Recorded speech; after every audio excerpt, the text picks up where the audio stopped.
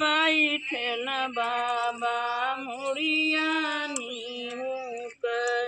सरबना बैठल बाबा मुड़ियानी। छोटे छोटे डरिया के छोट कहारवा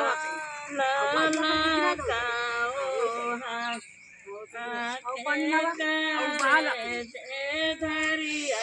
डरिया दोनों कतिया रे जे धरिया डरिया दोनों कतिया करे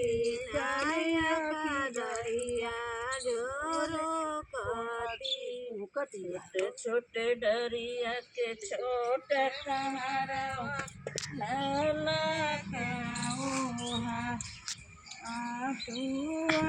रे धरिया डरिया दोनों कतिया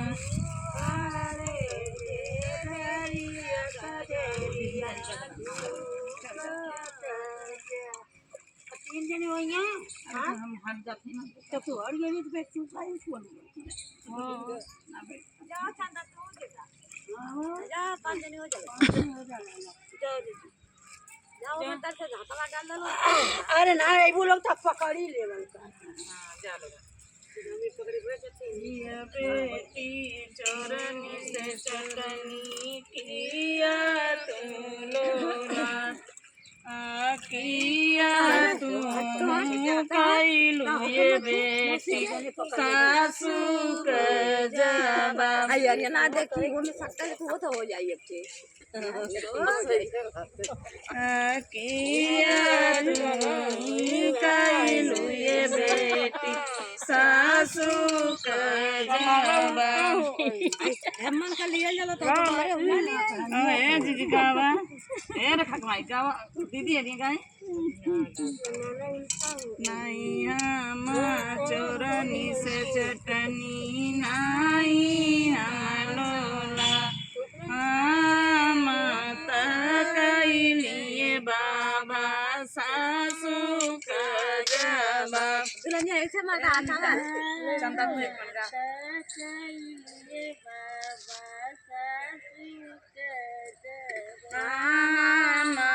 का कैलिए बाबा सासू का जबा कैलिए बाबा सासू का जबा कमाना लोइया सवैया माना धोवत धोवत ये बाबा पाँव चापीरा धोवत धोवत ये बाबा पाँव चापीरा तोराया हो बेटी पाँव चापीरा अरे अपने बाबैया रे घर से चेरिया मांगा अपने बाबैया घर से चेरिया मांगा हमारे बाबैया का सासू नहीं करबूदान हमारे चेरिया के हमारे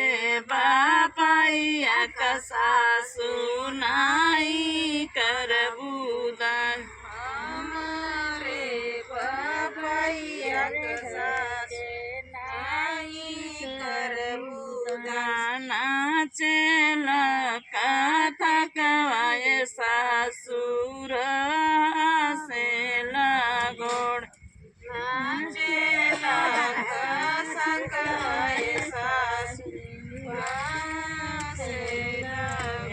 चेरिया के बदले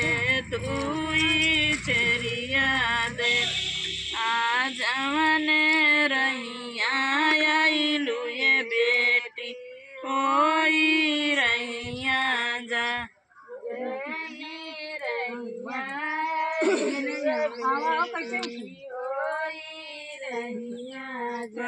फेरो